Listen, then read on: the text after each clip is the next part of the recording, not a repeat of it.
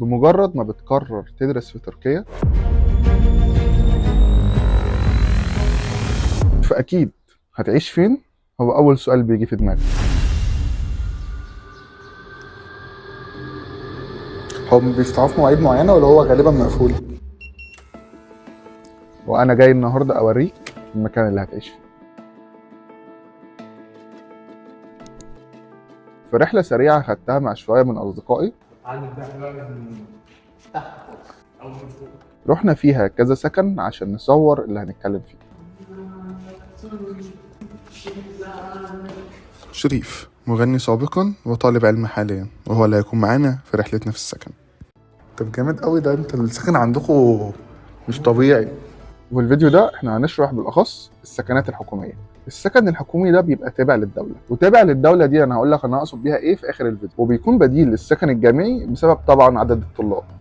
يا بقى انت مسافر بشكل عام، اي مسافر بيجي هنا تستضيف حد، المفروض ان انت جاي اجي اقعدك هنا وبتاع. السكن بشكل عام بيكون موجود فيه الخدمات الاساسيه زي النت، الكهرباء، الميه، وحاجه كمان اللي هي التدفئه. كل الخدمات دي انت كطالب غير مسؤول عن دفع اي حاجه فيها، يعني استخدمت كهرباء كتير، استخدمت ميه كتير، استخدمت نت كتير، هو مفيش اي حاجه تتغير، هو مبلغ ثابت انت بتدفعه في الشهر. برضه من ميزات السكنات دي ان بيكون فيها انشطه تقدر تسلي بيها وقتك وانت هناك، زي مثلا بيكون في مكان مخصص بيتحط فيه زي ترابيزه بينج، بلياردو، شطرنج، شويه العاب من دي يعني. كمان بيكون في اماكن مخصصه لو حابب تقعد فيها انت وصاحبك او تقعد تشم هوا او تفصل شويه. كمان السكن بيكون فيه غرف دراسيه ممكن تجيب فيها كتبك وتقعد تدرس فيها لو انت عايز، ولو مش عايز ففي الاوض عامه بيكون في مكتب تقعد تدرس فيه. والغرف الدراسيه دي كمان بيكون لو فيها ايا كان عدد الطلاب فهي بتكون ما فيهاش صوت. حاجه كده تمام. اه فطلاب الطب يكون ليهم ايه؟ طب المتخصص خاص بيهم دلوقتي. بيكون الطابق السادس طلاب طب بس. هادي عشان ما فيهوش اي صوت. ايوه. في بعض السكنات بتكون موفره جيم عندهم، لكن ده مش الاغلب. لو انت مهتم بالجيم فممكن تشوف سكن يكون فيه الميزه دي. هم بيفتحوه في مواعيد معينه ولا هو غالبا مقفول؟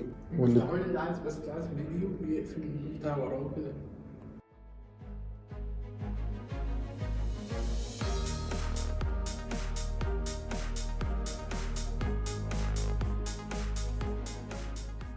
كمان السكنات دي بتوفر لك اكل، يعني بيكون عندك وجبتين في اليوم، بيكون يعتبر الفطار والعشاء.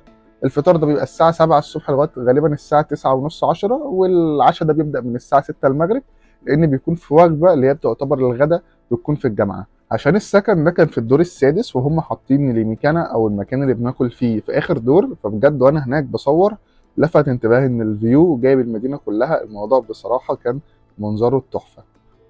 السكنات دي بشكل عام بيكون ليها طوابق، كل طابق بيكون فيه غرف معينه او عدد من الغرف معينه. الغرف دي بتتقسم من مكان للتاني، في من اول غرف ثنائيه لغايه ثلاثيه، رباعيه، خماسيه، سداسيه. انت ممكن تقعد مع 2 لغايه 6 اشخاص. طبعا الاوضه بتكون لو هنقول على 6 اشخاص، لان انا قعدت في اوضه قبل كده كان فيها 5 اشخاص، بتكون كبيره بالشكل الكافي ان هي قادره تساعد العدد ده. لا انت كان عندنا مثلا في الاوضه ففي مثلا كان مكتب لكل واحد، كان في دولاب لكل واحد طبعا، والسرير بتاعه. فانت متخيل 5 اشخاص عندهم ده حجم الاوضه بيبقى عامل ازاي. طبعا تقسيمه السكنات بتختلف من مكان للتاني. اهم السكنات او اشهرهم لو هنتكلم على السكنات اللي تابعه للحكومه هو سكن الانصار، عندك سكن توجفا، وعندك سكن الإليم يايما.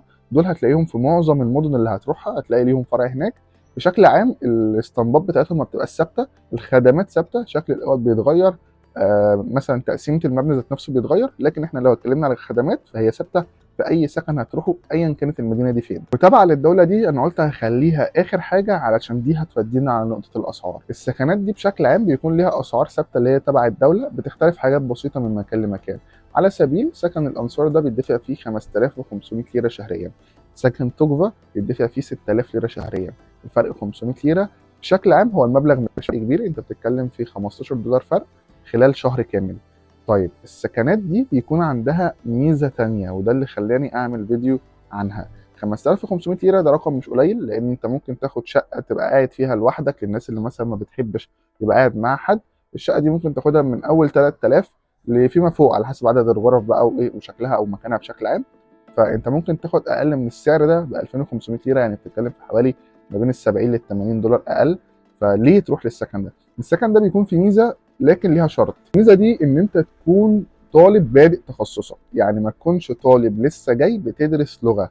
السكنات دي بشكل عام بتعتبر الطلاب اللي بتدرس لغه هم لسه مش طلاب رسميين، برغم ان هم بيبقى معاهم اقامه طالب بيبقوا قاعدين هم طلاب بشكل رسمي، بس هي ما بتقدم لهمش الميزه اللي عندهم دي غير لما بيكونوا بادئين التخصص. طيب ايه هي الميزه؟ انت بيجي لك دعم من حاجه اسمها القيقه، القيقه ده بيبعت لك شهريا دعم بمجرد انك انت تسجل على السكن ده وتكون بدأ تخصصك. الدعم ده في الوقت اللي احنا بنتكلم فيه حاليا هو بيكون 4000 ليره من المبلغ اللي انت بتدفعه. الدعم ده مش منحه، الدعم ده مش اي حاجه، الدعم مجرد انك بتسجل في السكن وانت بادئ تخصصك بتاخده. 4000 من 5500 ليره، يعني يعتبر انت بتدفع من جيبك شهريا بس 1500 ليره، اللي هم بما يعادل اقل من $50. ده شامل الاكل والفواتير والقعده بكل حاجه، فيعتبر ده مبلغ قليل جدا انك تدفعه شهريا. طيب زي ما قلنا الشرط ده لازم تكون بادئ تخصصك. انت مش بادئ تخصصك مش هو هيكون الحل الامثل ليك. من وجهة نظري هو ليه ميزات كتير جدا، انت بتريح نفسك من كل حاجه، انت مش مركز غير في ان انت تروح جامعتك وتدرس. كل الحاجات التانية دي انت مش محتاج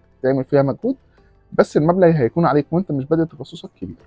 كمان من ميزات السكنات دي بشكل عام ان هي بتكون قريبه جدا من الجامعه، وده اصلا غرضها الاساسي. زي كمان ما قلت هو ده نوع من السكنات اللي موجوده في تركيا بشكل عام. انا حبيت اختصه بالذات لان هو فيه مزايا مش موجوده في اغلب السكنات، فعشان يبقى عندك علم بيها. طيب السكنات دي بتقدر تقدم عليها ازاي او بتقدر توصل لها ازاي؟